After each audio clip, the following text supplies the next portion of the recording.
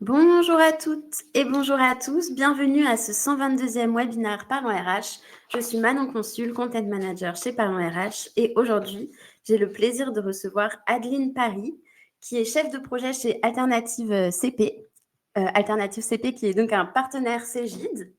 Alors aujourd'hui, cap sur un sujet aussi technique que stratégique pour vos équipes RH et paye. On va parler de rétroactivité. Alors, si vous êtes ici, vous devez le savoir, la gestion de la paye, c'est une tâche assez complexe qui nécessite de la rigueur, de la précision et aussi une parfaite maîtrise des aspects réglementaires. Au cœur de cette mission se trouve la délicate question de la rétroactivité, véritable défi pour assurer l'équité et la conformité des bulletins de paye.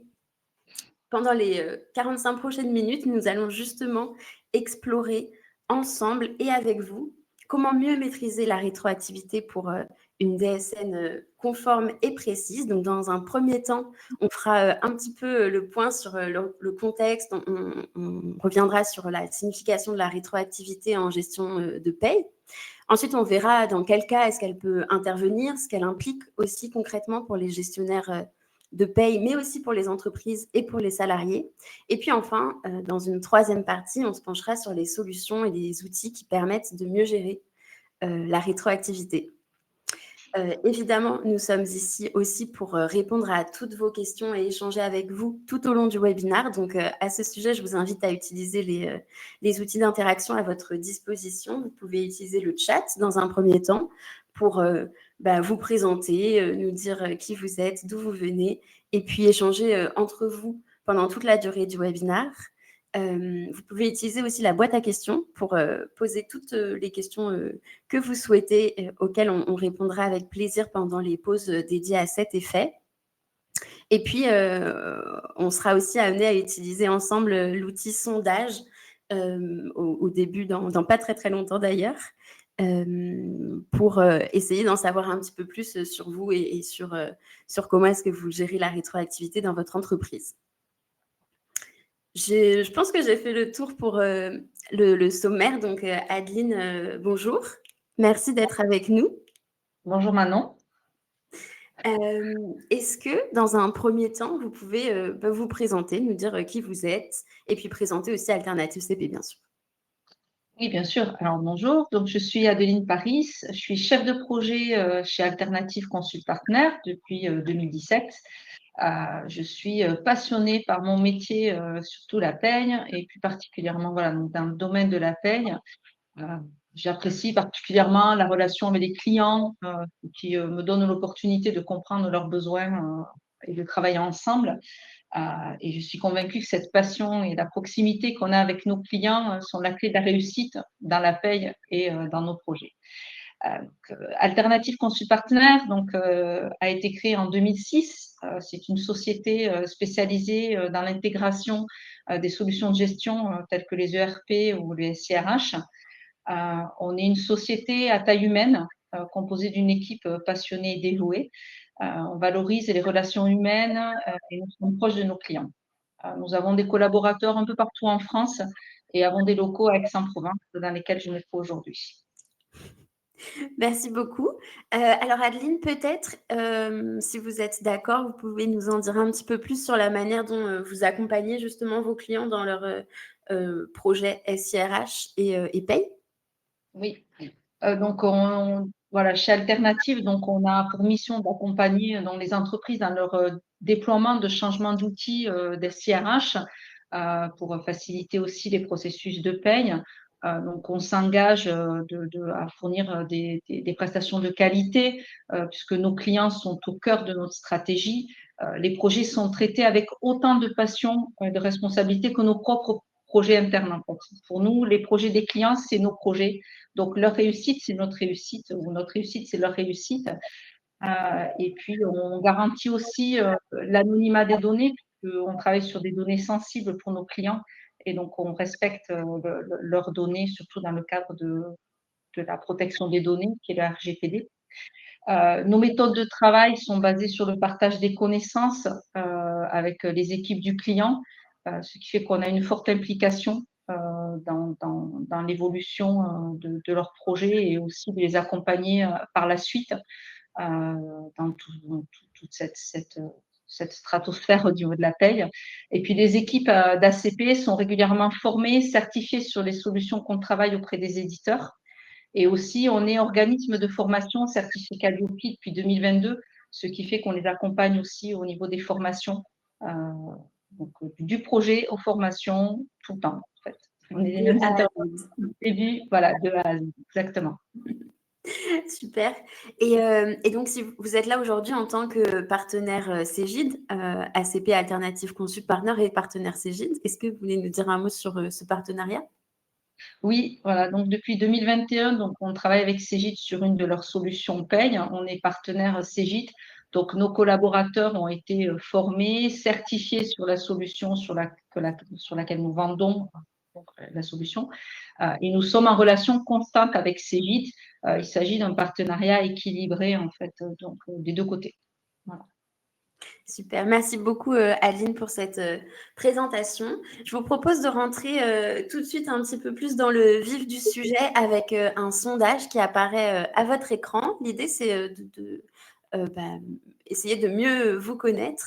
Donc, si je vous invite à répondre, à quelle fréquence devez-vous gérer des cas de rétroactivité dans vos bulletins de paye? Est-ce que c'est une situation qui arrive rarement, moins d'une fois par an, par exemple, plutôt régulièrement, très souvent, ou alors peut-être que vous êtes là et que vous ne savez pas ce qu'est la rétroactivité et que vous souhaitez en savoir plus?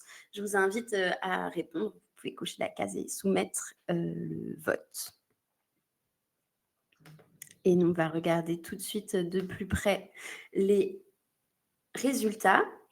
Adeline, vous devez avoir les résultats qui s'affichent. Dites-moi si c'est bon pour vous. Oui? Parfait, je les vois évoluer. Donc on est quand même sur une majorité d'entre vous qui êtes confrontés de manière régulière.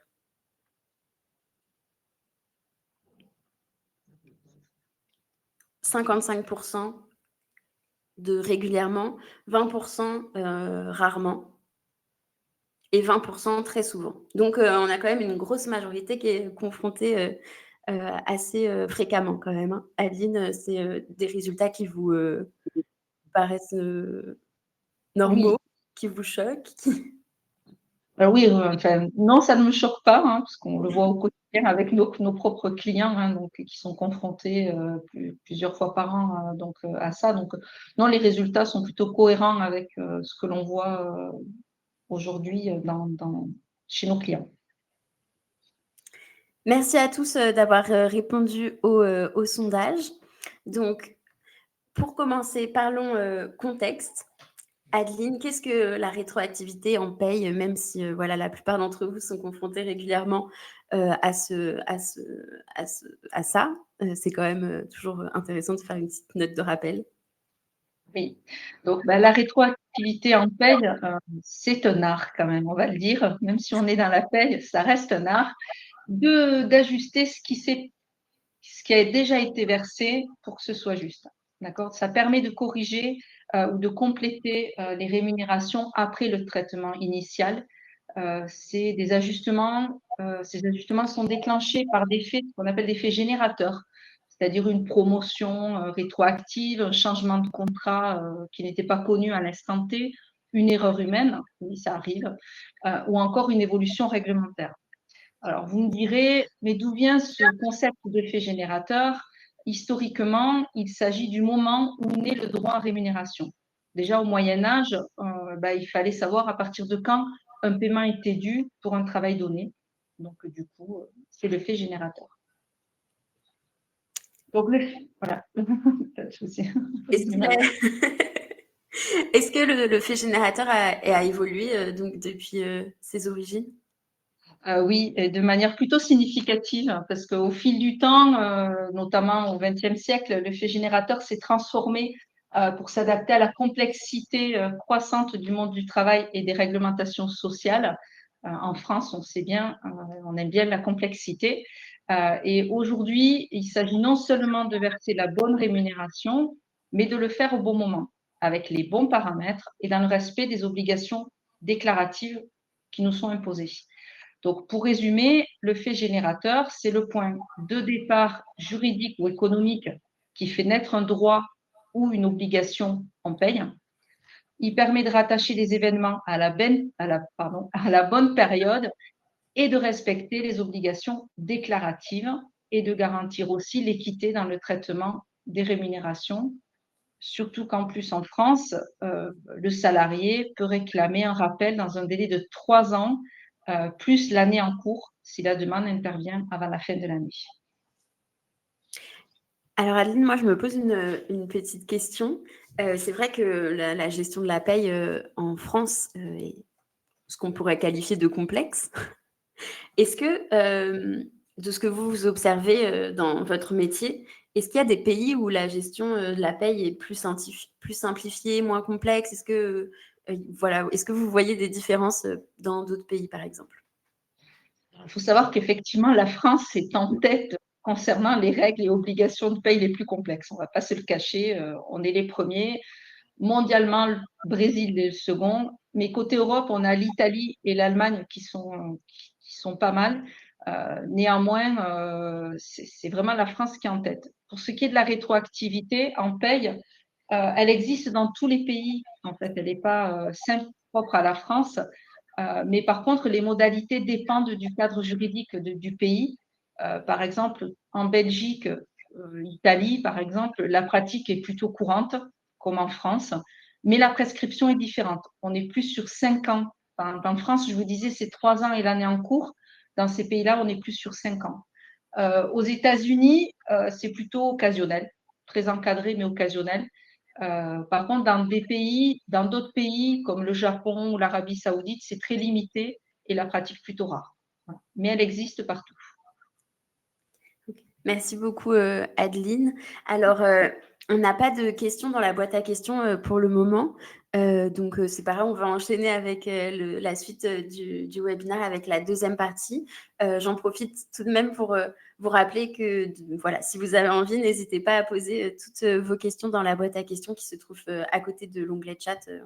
On refera des pauses pour les prendre quand il y en aura. Merci à vous. Alors, deuxième partie, Adeline, justement, cette rétroactivité, quand est-ce qu'elle intervient? À quel moment Alors, elle intervient dès lors qu'il y a des éléments qui doivent corriger, enfin venir interférer sur une paye dans le passé. D'accord? Donc, en fait, il faut respecter le principe de rattachement des rémunérations à la période de travail. Et ce n'est pas une option. D'accord? C'est même une obligation légale. En France, du moment où on doit revenir sur le passé, on doit appliquer certaines règles. C'est surtout un enjeu de fiabilité, de confiance et de conformité. Et la réforme de la loi de financement de la sécurité sociale a été très claire sur le fait générateur et en a précisé des règles, notamment sur les règles de cotisation. Aujourd'hui, ce n'est plus la date de versement qui compte, c'est-à-dire quand je dis la date de versement, c'est la date à laquelle on paye la rémunération. C'est la date qui compte, c'est la période de travail pendant laquelle l'activité a été réalisée. Je vais donner un exemple concret. On est donc au mois de mai, vous avez reçu votre salaire au mois de mai. S'il y a une correction qui doit être faite sur votre paye du mois de mai, sur la paye de juin, elle sera versée en juin, mais elle devra faire un objet de rappel puisqu'elle aurait dû être appliquée au mois de mai. D'accord? Jusqu'en 2018, il y avait une certaine tolérance, c'est-à-dire que les gens, plus ou moins, on va dire l'URSSAF par exemple, acceptaient de rattacher les versements au mois de versement, les régularisations au mois de versement. Aujourd'hui, ce n'est plus le cas. Depuis 2023, les textes sont très clairs. Les ajustements doivent être effectués et d'être rattachés à la période d'emploi réelle, point final. Il n'y a plus le choix. Donc, la rétroactivité et le fait générateur impactent de nombreux cas concrets en paye. Correction d'erreurs de rémunération, ajustements liés à des revalorisations de salaire, modifications contractuelles rétroactives, on ne l'a pas su dans les temps, évolution réglementaire avec application différée, régularisation de cotisation, primo-absence. Adeline, pourquoi est-ce que, comme on est dans la partie pour parler des enjeux, est-ce que vous pouvez nous expliquer ce que ça apporte concrètement aux entreprises de bien gérer la rétroactivité? Qu'est-ce qu'elles en retirent?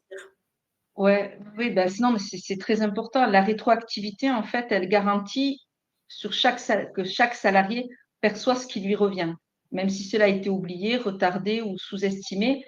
Cela renforce le principe d'équité. En traitant tous les salariés de manière juste, peu importe le moment où l'erreur est détectée ou la décision prise, ben, le salarié, il voit que l'employeur est réglo avec lui, on va dire. Donc, c'est très important de le faire et de le pratiquer correctement. Une régularisation rétroactive permet de rectifier un oubli, une erreur de paye ou une mauvaise application d'une règle. C'est une forme d'équité réparatrice essentielle pour maintenir la confiance entre l'employeur et ses salariés. Et je préciserai même qu'une entreprise qui applique la rétroactivité lorsque elle montre qu'elle agit avec intégrité et équité. Ça améliore le climat social, la fidélisation des salariés, la réputation aussi de l'employeur.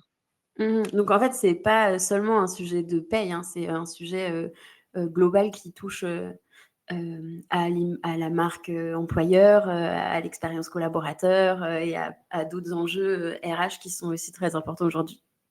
Tout à fait.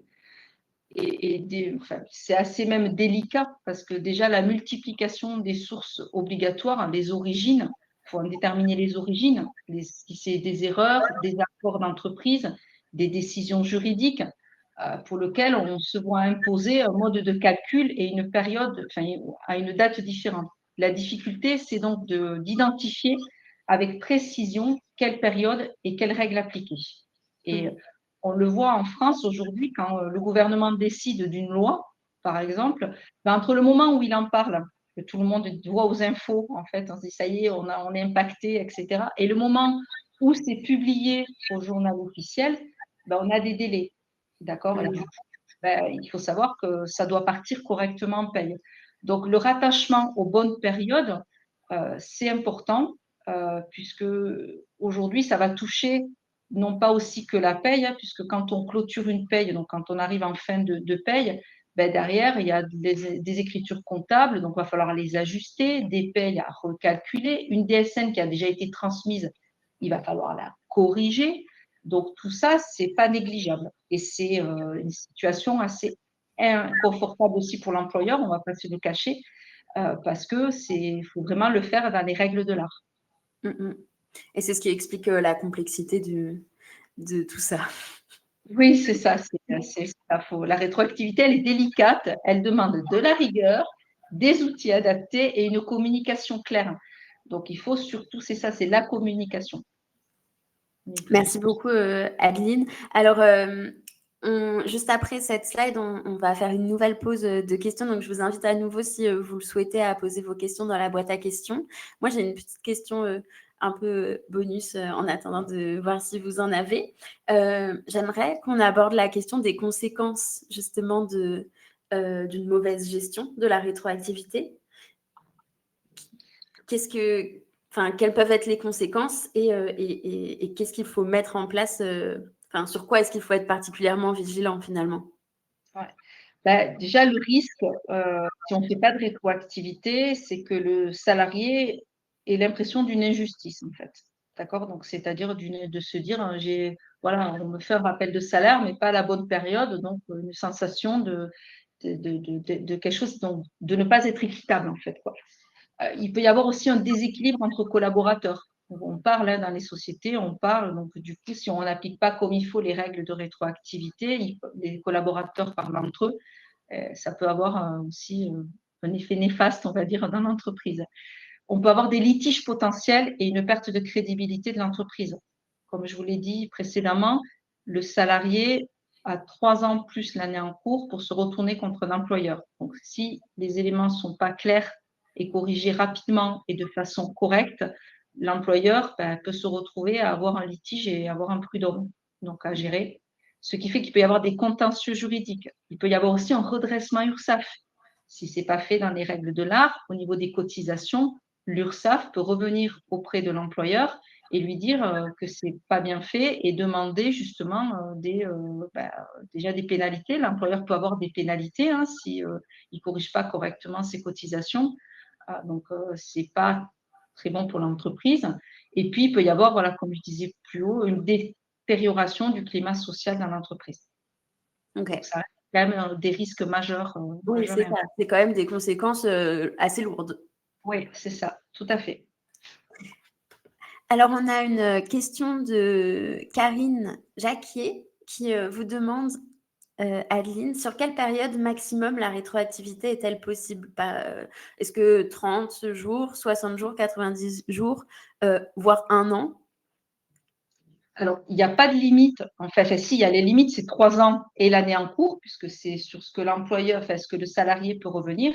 Après, vous, employeur, ça dépendra du produit, en fait, jusqu'où la limite du produit peut se faire, hein, celui que vous utilisez, le produit de paye. Quand je parle de produit, c'est la solution paye que vous utilisez. Après, elle n'est pas limitée. Il faut savoir le champ d'action.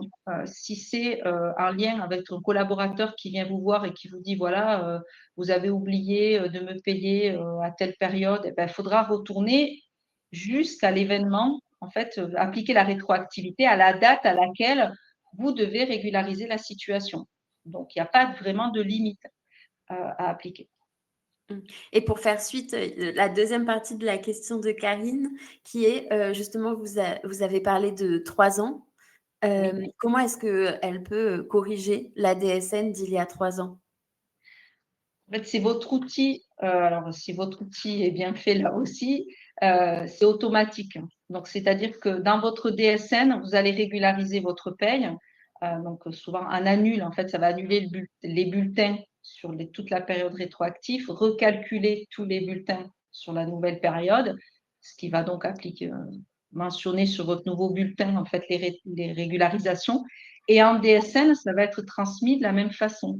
C'est-à-dire que ça va être appliqué en différentiel et daté. C'est-à-dire que vous allez dire que il y a une prime, par exemple, qui a été versée au titre de, ça sera transmis dans les blocs qui vont bien de la DSN. Alors, je ne veux pas rentrer non plus trop technique si je commence à évoquer, mais oui, ça sera inclus et rattaché. Et du coup, les organismes vont recevoir les informations comme quoi c'est régularisé au titre de et les cotisations appliquées aussi sur la prime au titre de la période, puisqu'on doit appliquer les taux et cotisations, les taux applicables à l'instant où la prime aurait dû être versée. Voilà. Merci beaucoup, Karine, pour votre question. Alors, on a une autre question donc, de Christine Grenier. C'est un cas concret. En juin, saisie d'une correction de 250 € rattachée au mois de mai. Si ces 250 € avaient été versés en mai, le salarié aurait déclenché une TB. Tranche B, oui, c'est les plafonds de cotisation. Faut-il recalculer et transmettre le bulletin de paie de mai au salarié? Alors, vous n'allez pas, enfin, dans le cadre de la rétroactivité, le bulletin, effectivement, du mois de mai va être annulé et recalculé en appliquant les bonnes tranches. Et au niveau du bulletin, vous n'aurez qu'un bulletin qui va transmettre tout correctement. Dans la DSN, ça sera transmis, effectivement, vous aurez la part de tranche A et tranche B qui sera correctement déclarée. Mais oui, la rétroactivité, comme elle doit s'appliquer comme si elle avait été versée, elle va respecter les règles de taux et application, et notamment de TA, TB, tranche A, tranche B pour le plafond de la sécurité sociale. Donc, ça va être, les règles vont être respectées, si c'était la question précise. Merci beaucoup. Alors, justement, Aline, vous avez parlé des outils, de l'importance de bien s'outiller pour gérer la rétroactivité. On va en parler, entre autres, dans la partie 3 du webinaire, dans la partie solutions. Donc, concrètement, comment bien gérer la rétroactivité? Vous avez établi une petite checklist. Est-ce que vous pouvez nous la présenter? Oui, tout à fait. Donc, déjà, pour bien gérer la rétroactivité, il faut bien déterminer, identifier la période concernée. Donc, à quel moment je dois appliquer ma rétroactivité pour savoir justement, donc la question d'avant, jusqu'où je peux aller en rétroactivité, puisque je dois déterminer quelle est la période concernée. Je dois appliquer les bons taux et bons plafonds. Donc ça, c'est obligatoire, on n'a pas le choix. On doit appliquer, au moment où on paye l'élément à corriger, les taux et plafonds tels qu'ils étaient au moment où j'aurais dû en fait, verser ou appliquer la règle qui m'en incombe et générer automatiquement les blocs DSN. C'est-à-dire que ça, ces 3 points, c'est une checklist, mais c'est les impondérables. Donc, vous devez savoir à quel moment, vérifier que ça applique les bons taux et plafonds et que ça part correctement en DSN. Même si votre outil le fait, il faut le contrôler. D'accord? Donc, les bons outils font toute la différence. Et justement, les solutions comme Cegid Payroll Ultimate sont conçues pour ça, puisqu'elles permettent d'intégrer les éléments antérieurs dans la paye en toute sécurité, de gérer automatiquement les règles et de générer les DSN conformes sans intervention manuelle. Sans ces automatisations, la gestion de la rétroactivité peuvent définir, enfin, ça peut être vraiment un gros casse-tête chronophage et générateur d'erreurs et surtout de stress pour l'équipe paye. Parce que si c'est pas bien fait, on se casse la tête, on se fait des nœuds au cerveau. D'accord, voilà. Donc, mais c'est vrai que dans la solution Cegid Payroll Ultimate, dès que vous touchez un salarié, c'est historisé en fait. Il y a tout qui est historisé, tous les changements sont historisés, ce qui permet de déclencher la rétroactivité automatiquement. Et si ça concerne des évolutions légales, on a la possibilité de sélectionner la population à laquelle c'est mis et d'appliquer la rétroactivité donc à la date qui est nécessaire. Donc, du coup, la paye, enfin, voilà, la rétroactivité, elle doit plus être un risque pour l'entreprise, mais être un levier, c'est-à-dire une preuve de maîtrise, avoir une compréhension claire du fait générateur, des outils adaptés et un respect rigoureux des règles de rattachement. Il est tout à fait possible d'assurer une DSN sans faille en respectant tous ces principes. Et j'ai une petite question, Adeline, parce qu'on l'a dit au début, d'ailleurs on l'a dit tout au long du webinaire, on sait que la gestion de la paye, en particulier la rétroactivité, c'est un sujet qui est éminemment complexe. Comment est-ce que vous faites pour toujours rester au fait finalement des changements, des nouvelles réglementations en vigueur, etc. Alors, nous, à notre niveau, on va plus s'intéresser sur la rétroactivité appliquée dans le cadre du droit du travail, des conventions, puisque c'est plus générique, en fait, on va dire. Et c'est plus les services concernés qui vont être, eux, au fait de tout ce qui est modification contractuelle, erreur, anomalie, puisque du coup, c'est plus dans leur entreprise que ça s'applique. Pour ce qui concerne tout ce qui est droit du travail, convention, on a déjà les actus, donc les infos qui nous vite nous amènent sur le tableau qui va arriver, le schéma qui va arriver. Puis surtout, on a l'éditeur qui joue un rôle important. Il faut savoir que l'éditeur, quand il livre, alors du coup l'éditeur, je vais parler Cegid, dans l'occurrence, quand il livre les évolutions légales et conventionnelles, il mentionne avec précision depuis quand et pour qui la rétroactivité doit s'appliquer. Et donc, nous, quand on a l'information, on informe nos clients en disant, voilà, vous êtes concernés par telle rétroactivité, telle population, il va falloir la mettre en œuvre et l'appliquer. Après, côté ACP, on a des abonnements aux revues paye qui nous permettent donc d'être au fait de tout ce qui peut se passer et on participe aussi à des webinaires dédiés sur ce genre d'informations. Merci beaucoup, Adeline. Alors, on arrive à la fin de la présentation. Après, on aura un temps pour répondre aux questions. Donc, à nouveau, n'hésitez pas à poser vos questions dans l'outil boîte à questions, puisqu'on les prendra juste après. Mais un petit peu pour conclure, Adeline, qu'est-ce qu'il faut vraiment retenir de ce webinaire, de ce que vous avez dit? Quels sont les bénéfices, quels sont les risques pour les entreprises? Qu'est-ce qui est important?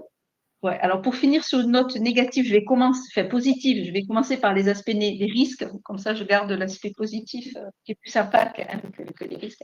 Donc, ouais, c'est plus sympa quand même. Donc les risques, les risques quand même sont pas les moindres. On va dire qu'ils sont pas, ils sont quand même nombreux, on va pas se cacher. Le redressement le redressement URSSAF en cas de contrôle, qui pourrait vous pénaliser si vous n'avez pas respecté d'appliquer justement les bons taux et les bons plafonds au moment du versement de la rétroactivité. Si vous avez déclaré, si vous avez fait une déclaration DSN erronée, là aussi, vous allez avoir vos comptes rendus métiers de toutes les organisations, hein, pas que l'URSSAF, hein, vous avez des retraites et des prévoyances qui pourraient revenir vers vous en vous disant attention, on a pu constater que c'était faux. Et du coup, avoir un risque financier, c'est-à-dire que vous allez avoir sûrement des pénalités financières, ce qui serait bien dommage, bien entendu. Et puis, dans une entreprise, peut-être la chose la plus grave, c'est une perte de confiance des collaborateurs si leur paye semble arbitraire ou inexacte. Euh, Surtout qu'aujourd'hui, avec le prélèvement à la source qui est soumis, donc qui est appliqué le mois de versement, ben, si on se retrouve à avoir des grosses, on va dire une grosse régule, ben, du coup, ça peut impacter le collaborateur dans son imposition. Et du coup, ben, ça peut lui enlever d'autres droits, hein, parce que quand on se base sur les montants, hein, vous le savez, les déclarations d'impôts, je crois que c'est jusqu'à aujourd'hui dans les derniers départements. Donc, ben, du coup, le net imposable est important. Donc, du coup, ça serait dommage d'avoir une mauvaise image. Alors, je vais finir sur les bénéfices, par contre, parce que voilà, si on applique correctement la rétroactivité, ben, l'image d'entreprise, elle est équitable, ça renforce l'image que l'on a. Ça veut dire que l'employeur reconnaît une anomalie, l'employeur communique comme il faut, moins de corrections aussi en paye, le fait d'avoir un bon outil automatique, on passe moins de temps du coup à se poser des questions et on fait juste que des contrôles, on ne refait pas des calculs, etc. On a une sécurité aussi au niveau des déclarations sociales, puisque si on applique correctement les informations, tout se fait dans les règles de l'art, j'ai envie de dire. Et puis, on préserve la confiance avec les salariés, donc, ce qui fait que l'entreprise a une belle image. Et du coup, on a le droit à l'erreur, c'est ce qu'il faut retenir. L'erreur, elle existe de partout. Du moment où on reste, on va dire, on communique clairement avec les collaborateurs, où on leur informe correctement, ben voilà, oui, il y a eu une erreur, ou j'ai su trop tardivement que tu passes à temps partiel, mais informer rapidement le collaborateur que sa paye va être régularisée le mois suivant. Du moment où on garde cette image de marque avec ses collaborateurs, ça instaure un aspect confiance et du coup, il n'y aura pas de problème. Donc, finalement, vous préconisez la transparence. C'est ça, c'est exactement le terme que je ne trouvais pas. Merci Manon, c'est la transparence, effectivement. Oh, c'est ça. Merci beaucoup Adeline pour ce partage. Alors, il nous reste encore un petit peu de temps, une petite dizaine de minutes pour répondre à vos questions si vous en avez. Donc voilà, si vous avez une question, n'hésitez pas à la poser ou une question où ça peut être également un cas concret comme l'a fait Christine précédemment. Voilà, si vous voulez nous partager une problématique auquel vous avez été confronté et que si Adeline peut vous répondre, ce sera avec plaisir. Alors Manon, si je peux me permettre, j'ai un cas de temps en temps qui vient souvent en fait, parce que je vois comme il n'y a pas de questions, je me permets. Souvent, c'est bien. voilà, on a des clients qui nous disent oui, mais du coup, si je passe une ligne de rappel de salaire toute simple sur ma paye du mois, c'est suffisant. Et j'ai envie de dire non, parce que le rappel de salaire sur le mois en cours ne vient pas corriger des éléments qui auraient pu être versés à l'instant T. Un rappel de salaire, ça veut dire que le salaire de base est pris en compte dans d'autres calculs. Je pense aux heures supplémentaires, je pense voilà, à l'ancienneté ou des choses comme ça. Et du coup, si vous appliquez le rappel de salaire sur le mois en cours, vous ne venez pas recalculer les éléments qui ont été calculés à l'instant T.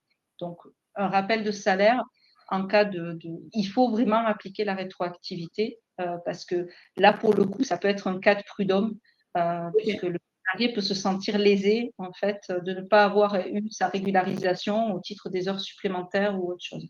Donc voilà. Ok, merci pour cette précision. Alors, dans le chat, on a Karine qui a mis un commentaire.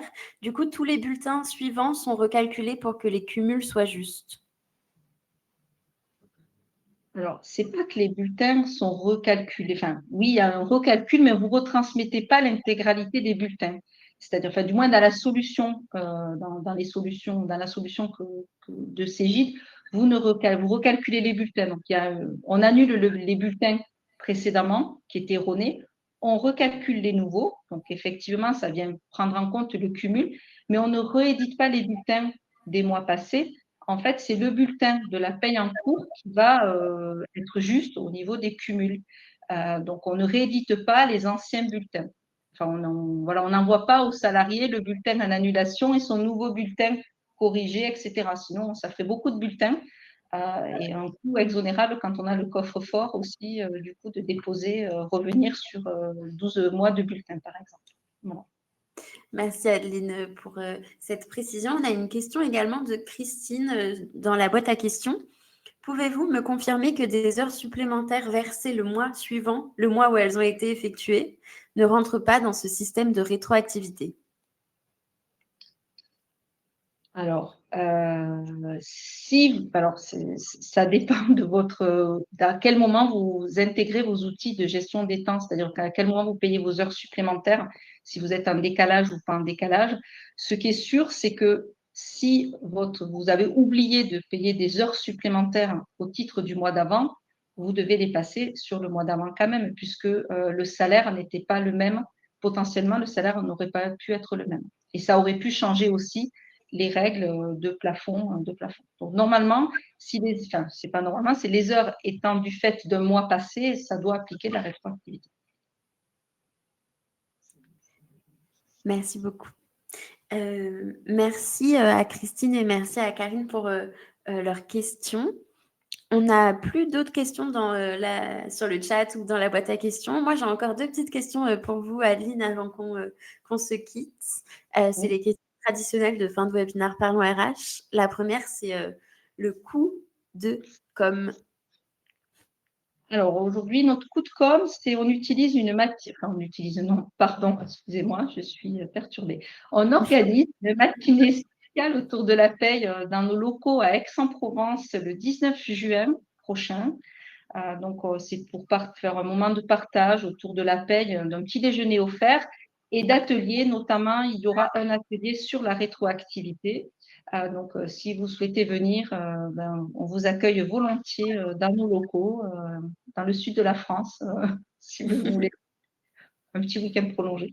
Voilà, Ça permettra de prendre un peu le soleil. c'est ça. Merci beaucoup. Donc, vous avez le lien dans le chat si vous souhaitez vous inscrire à cet événement. Et pour finir, sur une note un petit peu plus personnelle, votre coup de cœur. Alors, il va être purement personnel pour le coup, puisque je vais souhaiter un bon anniversaire à mon mari et mon fils, qui sont nés tous les deux un 5 juin. Voilà, donc du coup, je l'ai fait vraiment personnel. Et voilà. Eh ben, on leur souhaite un très joyeux anniversaire. Nous aussi, vous pourrez leur dire de notre part. Avec plaisir. Merci beaucoup, Adeline, pour votre présence, pour vos enseignements aussi. Merci à toutes et à tous pour votre participation. Merci pour vos questions. Et je vous souhaite à très bientôt. Enfin, je vous souhaite une bonne journée et je vous dis à très bientôt. J'ai mixé un petit peu les deux phrases. Merci Adeline, merci encore Adeline. Merci de m'avoir reçue et à bientôt. À bientôt. Au revoir à tous. Bonne journée.